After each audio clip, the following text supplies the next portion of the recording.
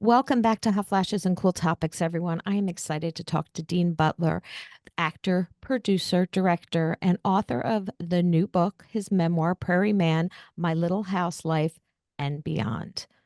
Welcome to the show. Thanks, Colleen. Well, Nice to be.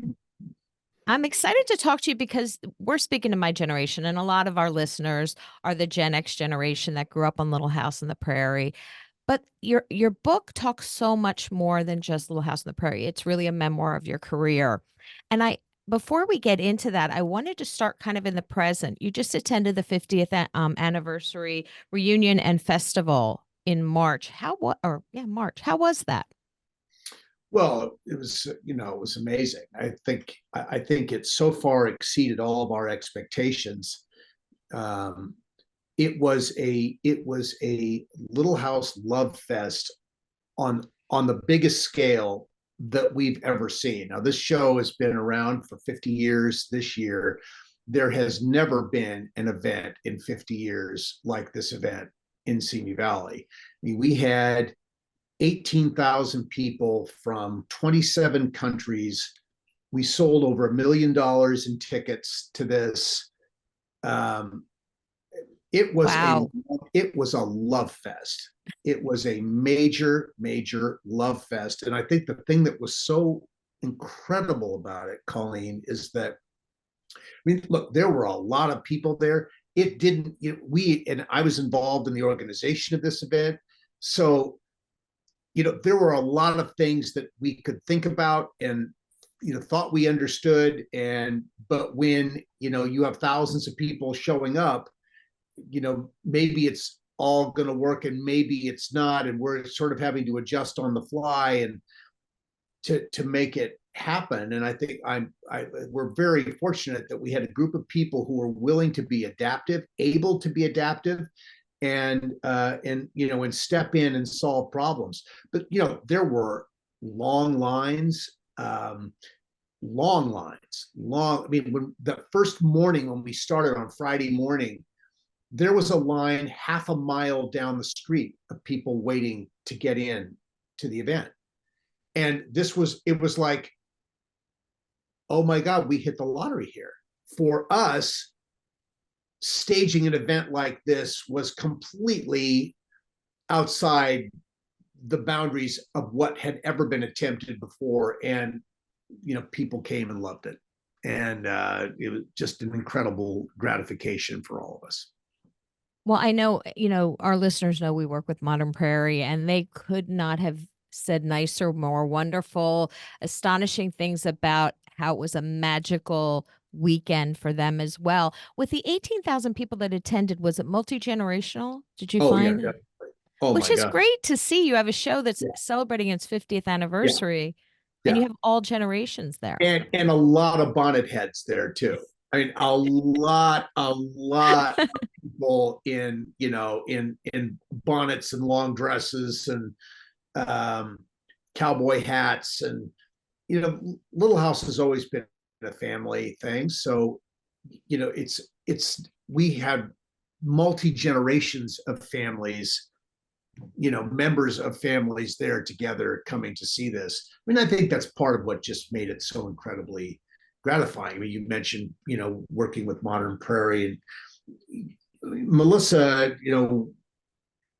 we were talking about this yesterday. We were in a communication yesterday, and just said it's so far, she never expected it to be as well, as hugely attended as it was, and she didn't expect the scope of it to be what it was. As much as we told her what it was going to be, I think it surprised her when she walked onto Big Sky Ranch and saw the tableau of Laura, Mary, and Carrie running down the hill. That was the opening title of the show, with Ma and Pa in the wagon at the top of the hill. She cried. I mean, it was so beautiful. And of course we had beautifully mowed the hill, and so the grass, all this fresh spring grass was coming up, and the mannequins. So this wasn't live action, these were mannequins. It was still life, and it was just beautiful, idyllic still life. And right across the road was the little house and barn, right there, full scale size of what they had been, two-dimensional, not three-dimensional, but people could look across there. The only thing that was missing was Plum Creek, because Plum Creek had been carved out, and Plum Creek was turned on with a spigot to run, during the show. It was completely controlled. So there was none of that there. Mm-hmm. But the location was, it was magical. I mean, to see the look on fans' faces and to see the look on Melissa's face and Karen's face and Allison Arngram's face, who had not, because they went up there with Good Morning America and the cameras are rolling and they're taking all this in. That was just, that was incredibly gratifying, because I know that, obviously no one was there more than Melissa as a cast member. She did every episode. Even Michael Landon didn't do every episode. Melissa did every episode. No one was as vested in this as she was in terms of that. To see her loving it was just, warm place to see that happen. So I have to ask, do you think it'll happen again? Do you think you'll do another one? On that scale, I would be very surprised if that were ever to happen again. I think there are going to be some really wonderful events throughout the remainder of this year in different parts of the country. There's going to be a beautiful 50th anniversary event in Walnut Grove in July. And there's going to be a first time East Coast event in Connecticut and another one in Lancaster, Pennsylvania, at the end of September, early or end of August, early September. Okay. I think that's going to be incredibly well attended. We've never done a Little House event on the East Coast before. Well, thank you, because we'd all like to have one over here. So there you go. Now we were in Nashville this last year. We did a riverboat cruise, right there at Opryland, and all of that. We had a great time. We had 400 people on the riverboat, and we told stories and sang songs, and it was fun. Since I'm one of the clueless people who didn't know that, where can people find out the information of where the events are? Okay, and this is awful, Colleen. There are Facebook pages. Okay. There's a Little House fan events Facebook page. Okay. There is the company that does a lot of our events around the country is a company called Gravel Road Productions, and they are searchable. I need to get that for you for your notes. Oh, thank you. I'll make sure it's in the show notes. I'll do a little research. But let's start talking about your book that comes out June 25th. How long did it take you to write it? Because I know in the book you said you sat down, you were like, I'm determined to write this. And why now? Yeah. Well, I think, we're talking about just in our previous conversation about the 50th anniversary. I think in 2021, 22, the reality that we were heading towards this 50th anniversary really started to come sharply into focus. And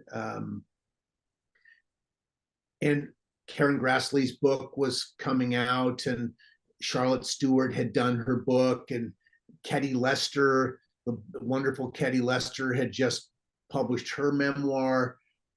And, I just started thinking, no man in our cast has written a book yet. And with the 50th anniversary coming, there just seemed to me to be, in reality, I just didn't think there would ever be a better time to do it than now. I mean, we've got a buzz around Little House that is unique and distinctive because of 50 years. That's a special anniversary. And then I just thought that became the inspiration to say, all right, now's the time to do this. And I never thought I was going to write a book. People had asked me for years, and I said, well, what do I have to say about this experience that hasn't been said? And then in talking about it with people that I trusted, what you come to in any situation like this is that any individual's experience is different than the other individuals who are involved. We all came into it in a different way. We're all part of it. We're all part of this family, but we all bring our individual lives and experiences to what we are doing on the program. And so I just realized, well, if I'm willing to step in with some of that, then I can offer a unique perspective, and in totality, people get a better sense of who I am, and if they're interested in that, and so it just made sense. This was the time. I started in January of 2023, and early January, 5 a.m. at my dining room table with a cup of hot coffee every morning and the house quiet. And I turned in my first draft on July 31st. And now we're just days away from launching this. Crazy, right? It's just that must be, you really committed. Okay, for 6 months, I'm going to relive my life story, which I thought, as I was reading your book, I never realized, first off, the age gap between you and Melissa. I knew that you were older, but I don't think I'm 56, so I'm right around Melissa's age, and I don't think I even made the connection that 23 and 15 nowadays would never happen on screen. But in reading your book, your upbringing kind of led you to be the perfect Almanzo, because you were raised with such manners and with such kind of genealogical history similar to Almanzo's, that you kind of were the perfect cast for it. When you were growing up, you were very mannered and kind of, I wouldn't say formal. I don't like to think that I was mannered, but I certainly was well mannered. Well mannered. Okay. Mannered is a different thing, but being well mannered, yeah, I definitely was raised to be a considerate, polite, respectful young man. No question. I mean, that was a huge measuring bar for anyone in my family. But as the oldest of my generation, I got a full dose of what was expected and how we were to operate, how I was to operate in the world. And I think I got those messages pretty clearly. And I have to tell you, Colleen, I'm so grateful for the messages I got. They have all, I mean, okay, maybe I wasn't the coolest guy around. I wasn't the bad guy. I wasn't I was pretty good all the time, because that was the expectation. That was more important in my family, and maybe not in my best interests at some time, but that was more important than the grades I got in school. That was more important than anything else. I grew up being told, when I went off to school, my teachers were the boss. And my teachers would be backed up if there was a debate about what went on in the classroom, the teacher's opinion was going to carry the day on that. So I better be respectful of my teachers in the classroom. And I got that full dose of that. And I took that very seriously. And, whether that's, I don't know if that's the perfect message. I mean, but it was a message that I got, and it's a message that I respected. And I have to say, overall, it served me really well, because I definitely learned to respect people who required respect. And I'm not a rebellious type. No question about that. I'm not a rebel.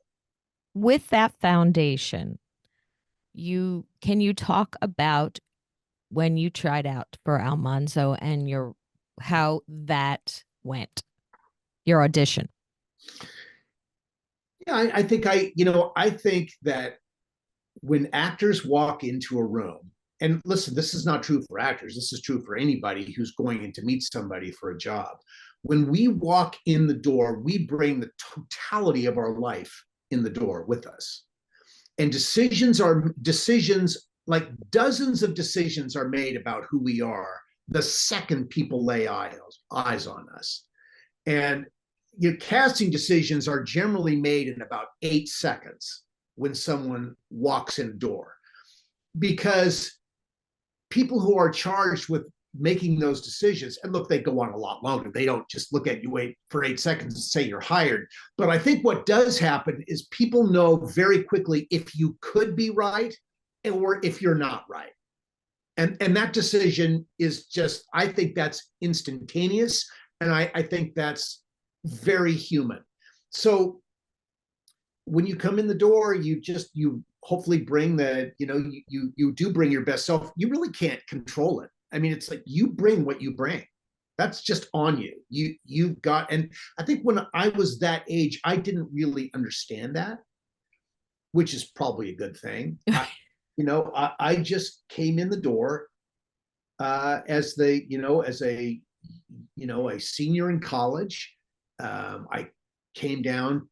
I flew down to Los Angeles for this meeting, did the meeting, and I behaved the way I behaved in any meeting. I came in, I shook hands, how do you do? I sat down, answered questions as I was asked them, read as well as I could, with the material that I was given, had a really nice communicative exchange with the casting director, Susan Sukman.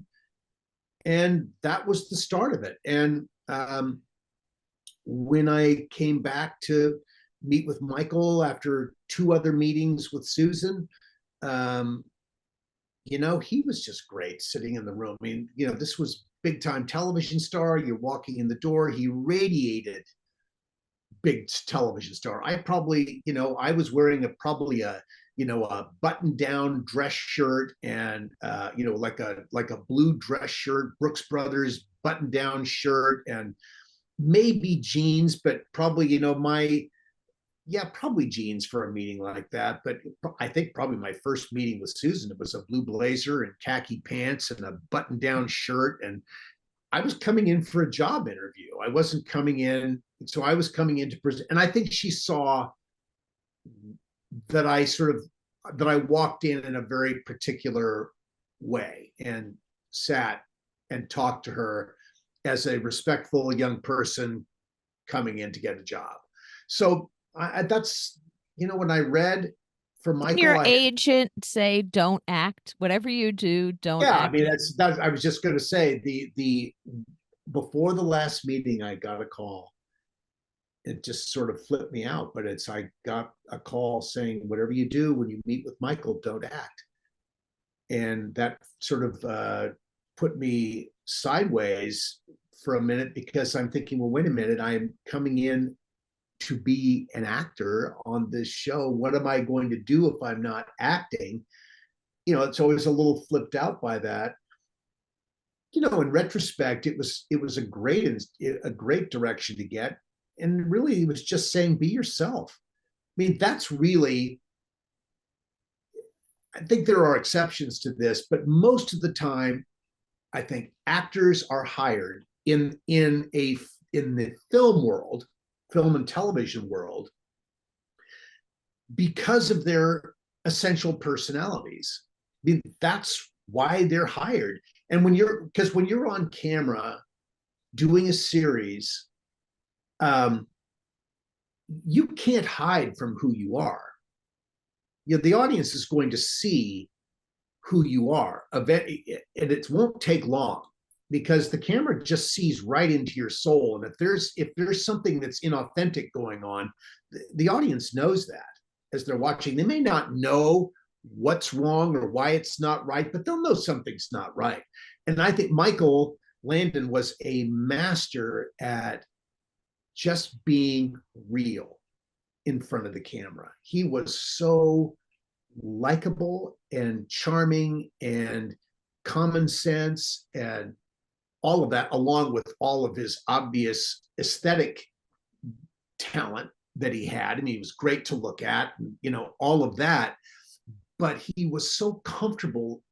He was so comfortable in being himself in front of the camera. And that's really what it was. That's really what it's all about. I mean, every actor is being themselves. They may be, tapping into different parts of themselves in different roles that they're playing. But essentially, you're always being yourself, because that's what we have. We have ourselves to work with and to present. So, you know, I was the young new man in town, you know, and that's what Michael saw in me, and I am so grateful that he did and brought me into this world. And I never could have imagined, Colleen, 50 years later, or in my case, 45 years later, that that Little House would still be so loved and appreciated. He said, you know, he said to me and to all of us at some point or another that people will be watching and loving Little House long after we're all gone. Well, at 25 years old, that felt like a hyperbole to me. I mean, I just did, you know, when you're 25, you're never going to be gone. You're going to live forever. Now getting ready to turn 68 next week, I sort of feel like, yeah, I think it's really a certainty that people will be watching and loving Little House long after we're all gone. And what do you think? Why do you think that is? I just think because I think Little House will be watched for many, many years, has been watched and will be watched for many years because it just reflects something that is honest and aspirational about human behavior. You look at Little House and you see people who are fundamentally good and decent people trying to live the best lives that they can in circumstances which, well, certainly visually on television were idyllically beautiful, but also filled with a certain kind of challenge that people could relate to and understand. And what Little House showed over and over and over again is there is a graceful way to live. There is a generous, decent way to live. And that message was delivered in episode after episode after episode. And I think it's so primal, you just know it's right when you watch it. I mean, when people cry watching Little House, it's not, yes, there are sad tears, but there are a lot of tears of joy that people cry when they watch Little House. And I think that's because Little House touches you where you know it's good. And there is affirmation of goodness, and there's also consequence for bad behavior. You know, we had the Olsen family, we had Mrs. Olsen and Nellie, who were the perfect prim and proper examples for the community of Walnut Grove of how not to behave. And it was really clear, you know, when you knew inevitably that they were going to make a bad decision or a self-serving decision or a selfish, conniving decision. And that was established, and you knew that, and they always got what was coming to them. You know, and it wasn't like catastrophic. They always lived to tell the tale, and hopefully they learned something in the process of what they did wrong, but they were going to be right there to do it wrong again next week. And the audience came to count on that. And then were other certainly antagonistic characters in the series that were guest stars and so on. But the core antagonists in Little House were a shopkeeper and her snooty daughter. And that was sort of interesting in and of itself, that you could build this drama around two characters that you look at and say, well, these are pretty benign people. I mean, these aren't menacing looking people, but they could create all kinds of problems. And it was really fun.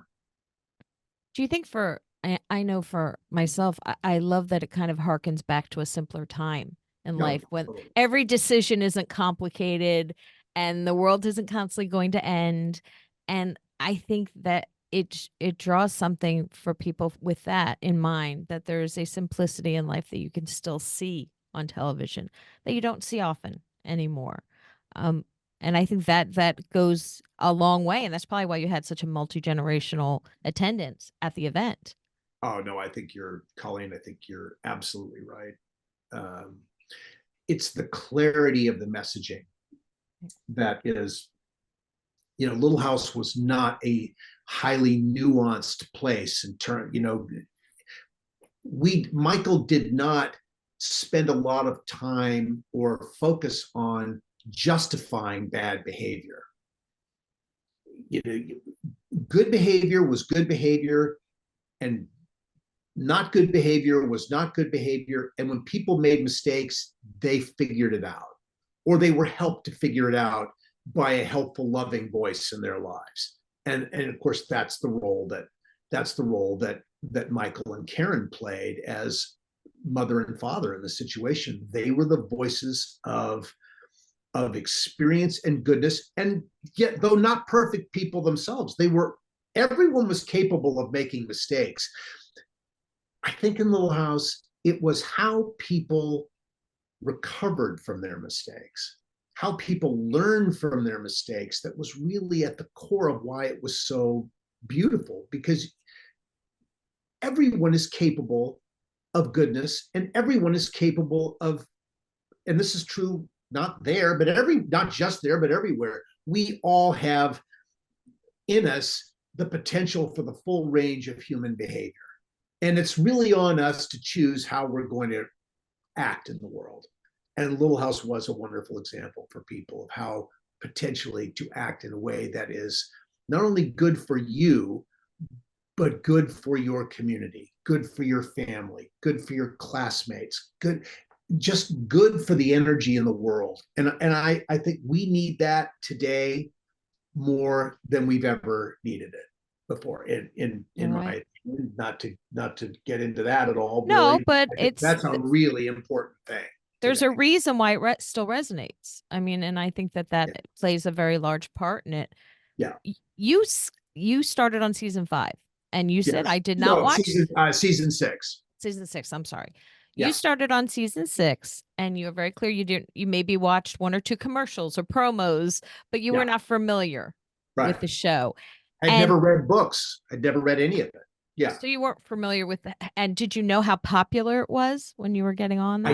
I did know how popular it was, because my agent at the time, a woman named Ina Bernstein, who was head of television at International Creative Management, which is a pretty terrific company, and was then and still is now, loved it. Absolutely loved the show, cried every week. She watched it, extolled the virtues and the talents of Michael Landon. She told me, if you ever get the opportunity to do this show, you will do this show. That's the kind of agent she was. She said, you will do this show, and it will be really good for you if you do.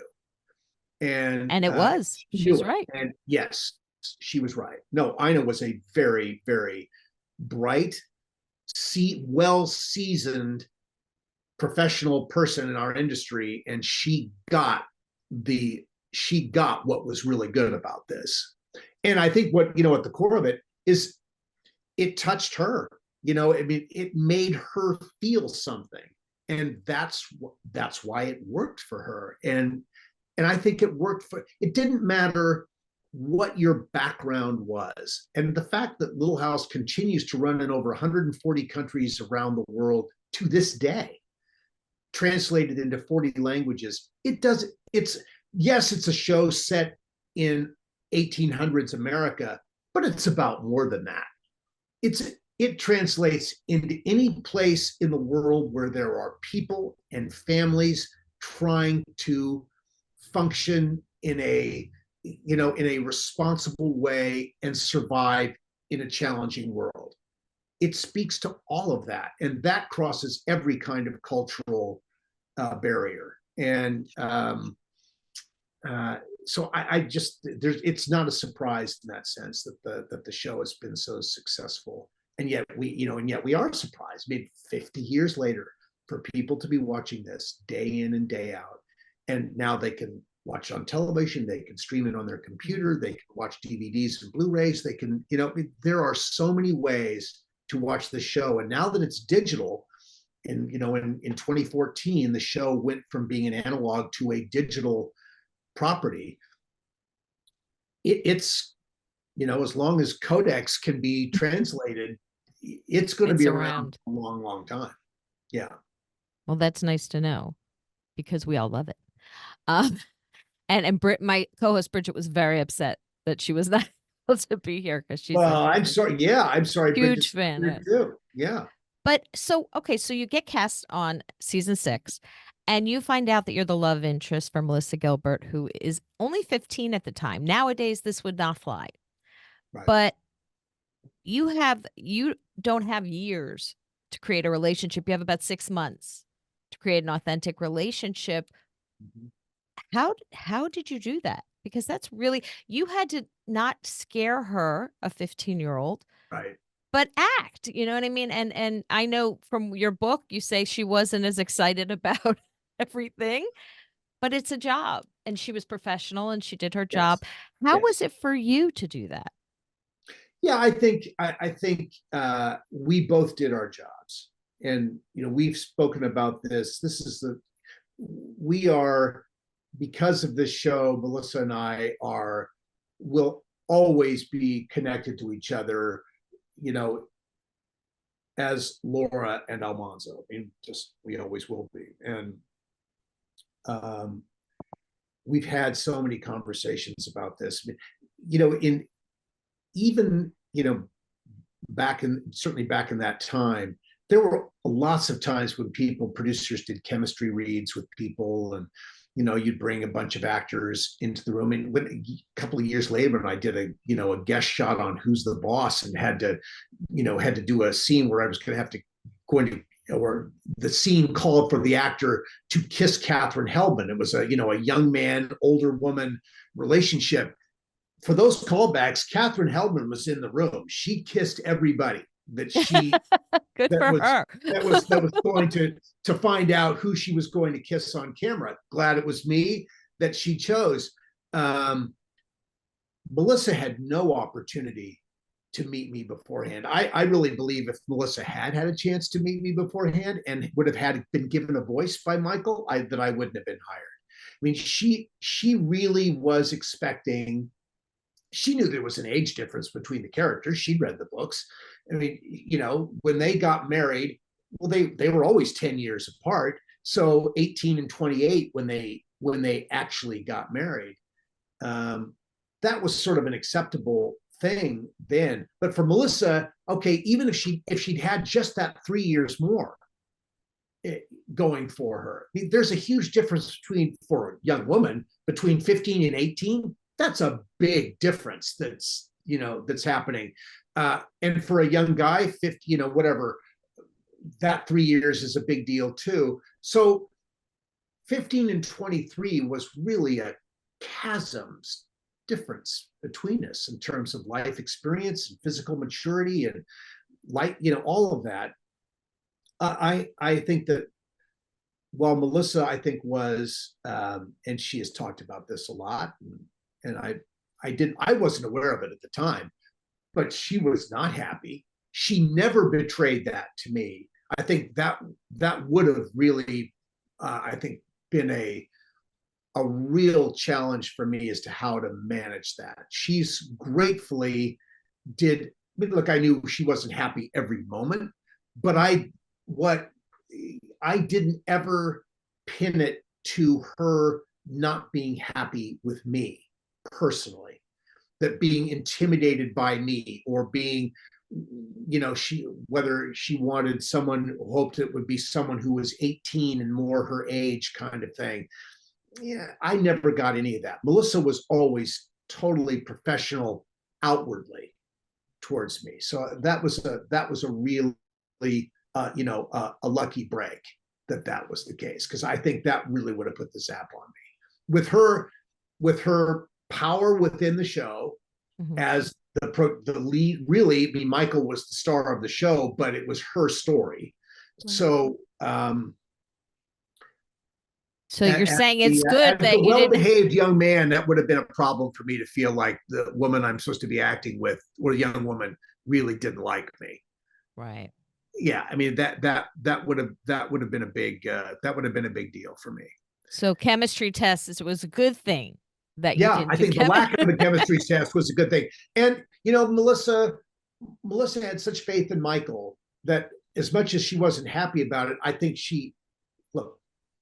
Michael had carried the show to where it was as a top performer, beloved, successful. Everyone trusted Michael, and and why not? I mean, he had an absolute, I think, a crystal clear take on who the show's audience was and what they wanted from the program, what they expected from him and from all of us.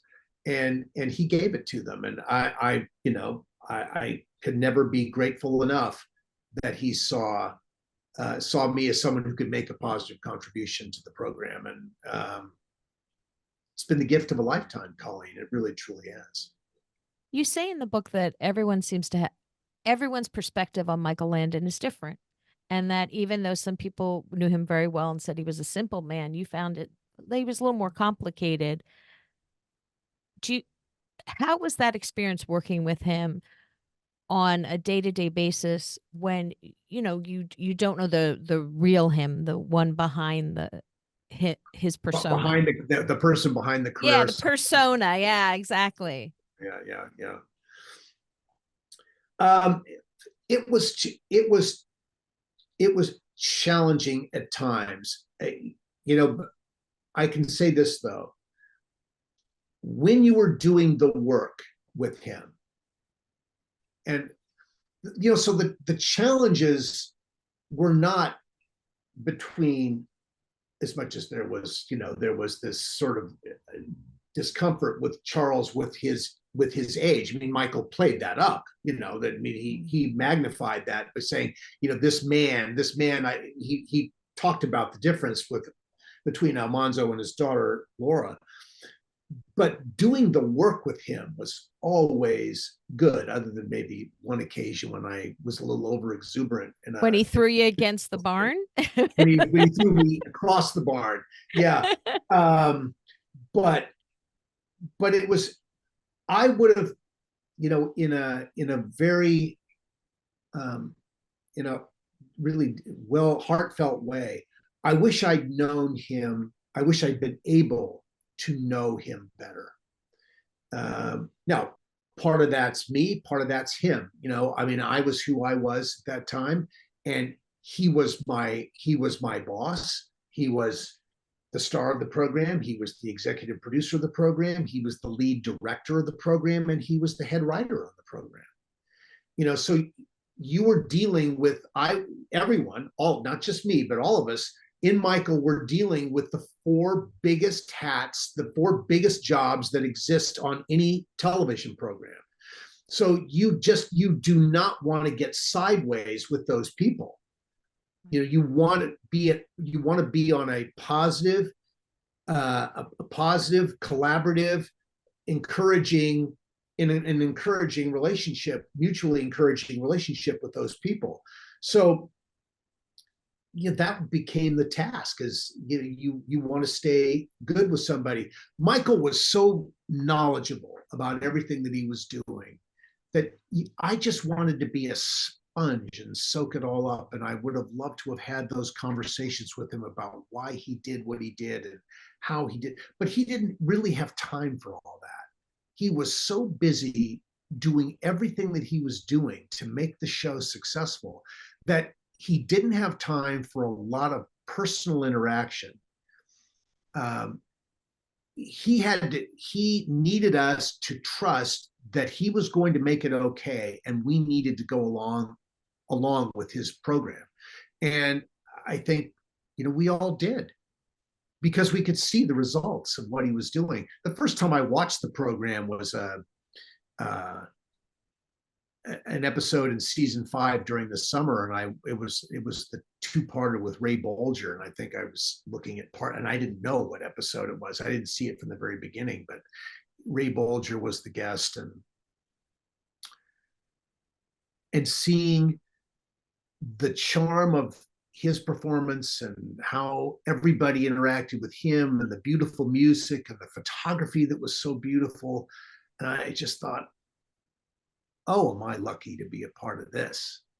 I didn't know how good it was until I saw how good it was for my own, I mean, Ina could tell me this is a great show. This is so important. You're going to do this. But until you see it and feel it yourself, you really don't know how good it is. And wow, watching those episodes during that summer of 1979 as I'm shooting, and then watching reruns on Monday nights. I mean, imagine, the days of reruns when we actually watched summer reruns, all that's gone.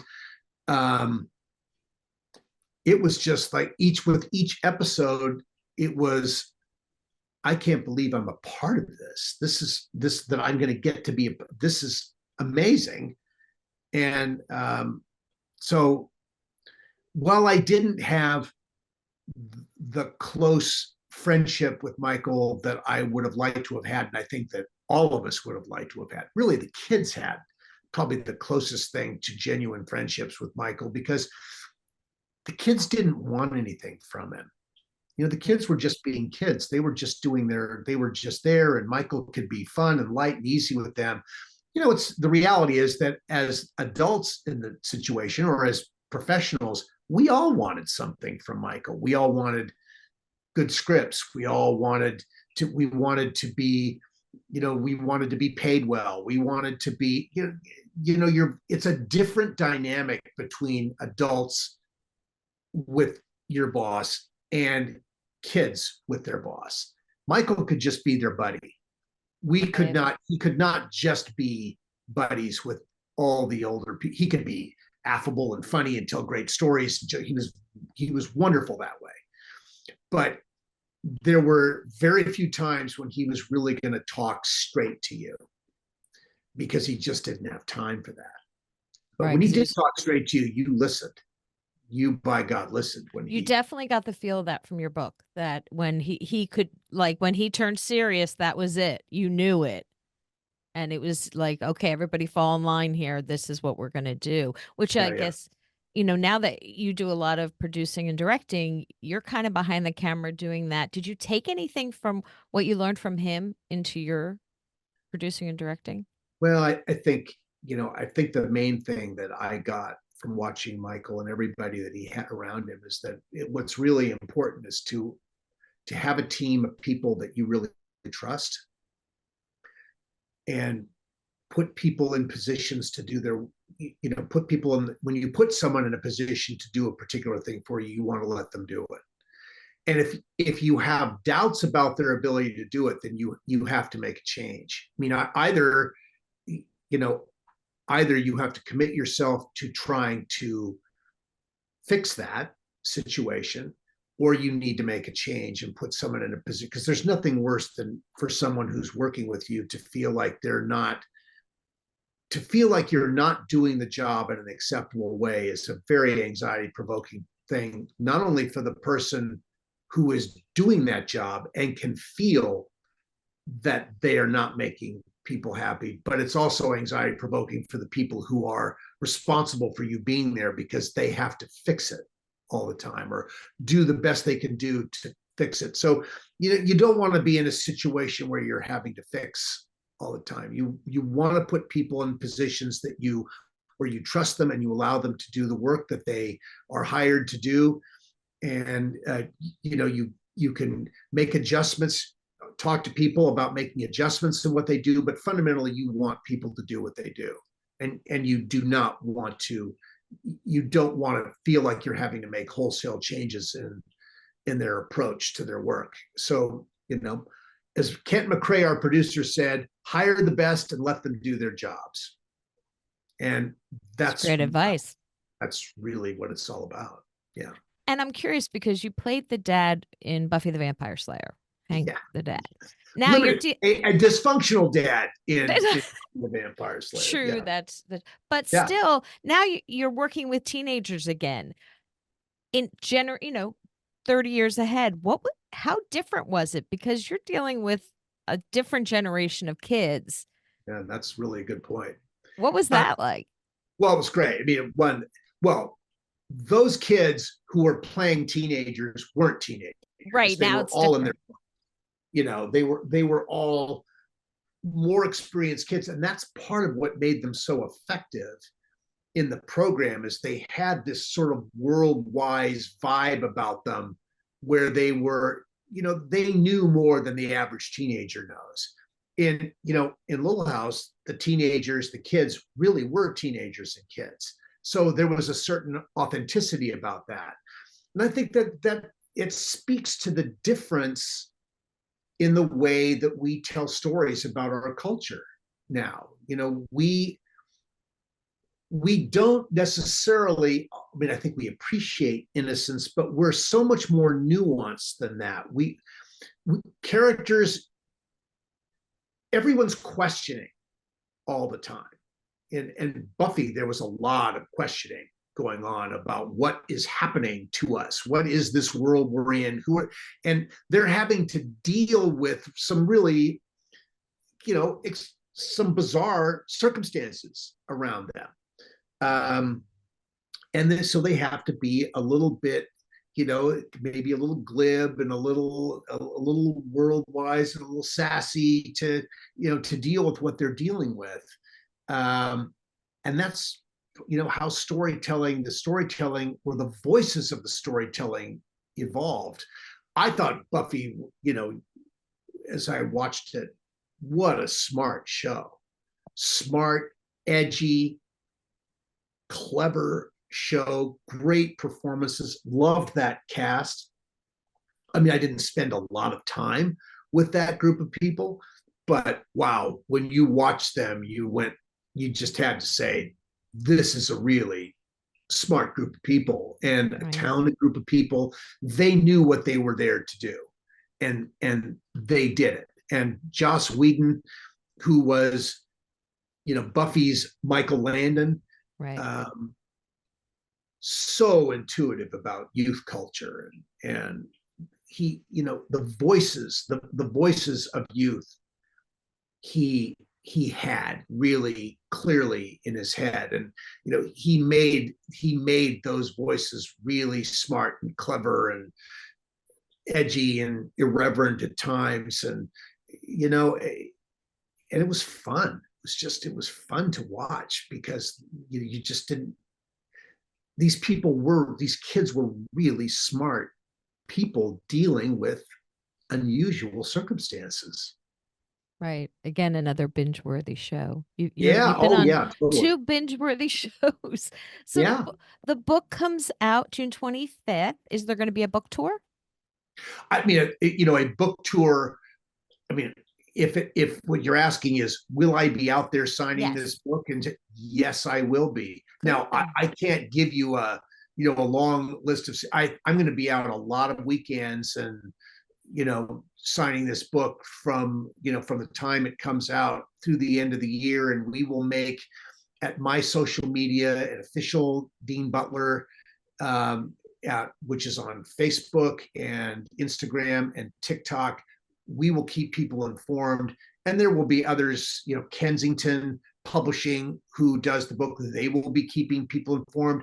Colleen, grateful to be able to sit with you and so many people who do what you do to talk about the book, and we'll be sharing what we're doing as we go along.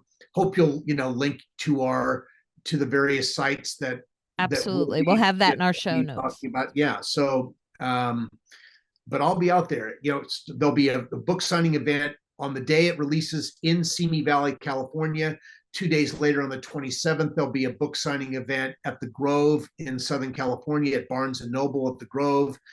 I'll be in San Diego the next day, and it just goes boom, boom, boom, boom, boom. I'm going to be out there a lot doing this. Well, great. Hopefully you'll come to Nashville, because we would love to get a book signing here. Yeah, no, well, just saying, just great. No, Nashville's a great place for this book, for Little House. Certainly, Nashville's a fantastic place for Little House. I produced a special in Nashville called Paz Fiddle: The Music of America. We shot it at the Loveless Barn in Hendersonville, very intimate little setting. It was a PBS show, and the talent was just unbelievable. It's amazing here. Everywhere you go, someone's playing music, someone's performing. The love of music is just palpable here. But there's more music happening in Nashville in all genres than any other combination of cities in America. It is Music City, I mean, they're not For a kidding. reason, right? It's Music City. Yeah, yeah, yeah. Dean Butler, thank you so much for coming on this show. We appreciate it. All of our show notes, the show notes will have all the links to the book, to to your website, so people can kind of track to the publisher. And best of luck with the book. Thank you so much for coming on today. Colleen, thanks for having me. I really appreciate it.